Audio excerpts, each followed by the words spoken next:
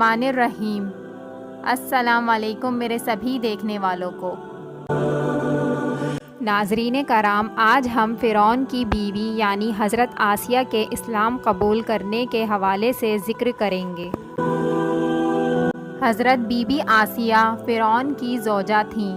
وہ فرعون جس میں غرور اور تکبر کا نشہ بھرا ہوا تھا، جس کا نفس شریر تھا اور جس کے عقائد اور اعمال باطل و فاسد تھے۔ قرآن مجید نے فرعون کو متکبر، ظالم، ستمگر اور خون بہانے والوں کے عنوان سے یاد کیا ہے اور اس کو طاغوت کا نام دیا گیا ہے۔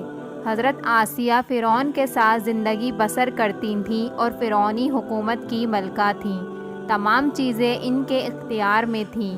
وہ بھی اپنے شوہر کی طرح فرما روانی کرتی تھیں اور اپنی مرضی کے مطابق ملکی خزانے سے فائدہ اٹھاتی تھیں۔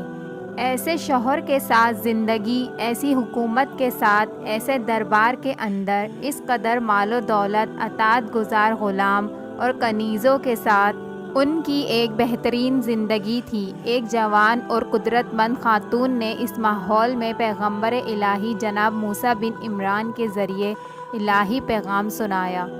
انہوں نے اپنے شوہر کے طور طریقے اور اعمال کے باطل ہونے کو سمجھ لیا، چنانچہ نور حقیقت اس کے دل میں چمک اٹھی۔ حالانکہ ان کو معلوم تھا کہ ایمان لانے کی وجہ سے ان کی تمام خوشیاں اور مقام چھن سکتے ہیں، یہاں تک کہ جان بھی جا سکتی ہے، لیکن انہوں نے حق کو قبول کر لیا اور وہ خداوند کریم پر ایمان لے آئیں اور اپنے گزشتہ اعمال سے توبہ کر لی اور نیک اعمال کے ذریعے اپنی آخرت کو آباد کرنے کی فکر میں لگ گئیں۔ ان کی توبہ کرنا کوئی آسان کام نہیں تھا۔ جناب آسیہ کی توبہ فرعون اور اس کے درباریوں کو ناگوار گزری، کیونکہ پورے شہر میں اس بات کی شہرت ہو گئی کہ فرعون کی بیوی اور ملکہ نے فرعونی طور طریقے کو ٹھکراتے ہوئے مذہب کلیم اللہ کو منتخب کر لیا ہے۔ سمجھا بجھا کر، ترغیب دلا کر اور ڈرا دھمکا کر بھی حضرت آسیہ کے بڑھتے قدم کو نہیں روک سکے۔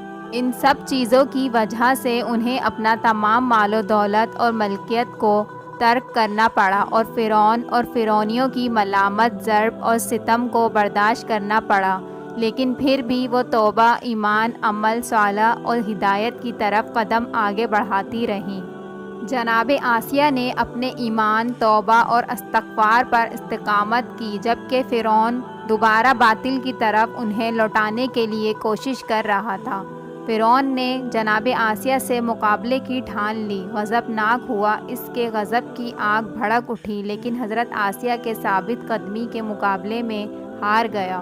اس نے حضرت آسیہ کو شکنجہ دینے کا حکم دیا اور اس عظیم خاتون کے ہاتھ پاؤں کو باندھ دیا اور سخت سے سخت سزا دینے کے بعد پھانسی کا حکم دے دیا گیا۔ اس نے اپنے جلادوں کو حکم دیا کہ اس کے اوپر بڑے بڑے پتھر گرائے جائیں، لیکن جناب آسیہ نے دنیا اور آخرت کی سعادت اور خوشبختی حاصل کرنے کے لیے صبر کیا اور ان تمام سخت حالات میں خدا سے لو لگائے رکھی۔ حضرت آسیہ کی حقیقت توبہ، ایمان اور جہاد، صبر و استقامت، یقین، عزم کی وجہ سے قرآن مجید نے ان کو قیامت تک مومن اور مومنات کے لیے نمونے کے طور پر پہنچوایا ہے، تاکہ ہر زمانے کے گناہ گاروں کے لیے عذر کی کوئی گنجائش باقی نہ رہ جائے اور کوئی یہ نہ کہہ دے کہ توبہ، ایمان، عمل صالح کا کوئی راستہ باقی نہیں رہا تھا۔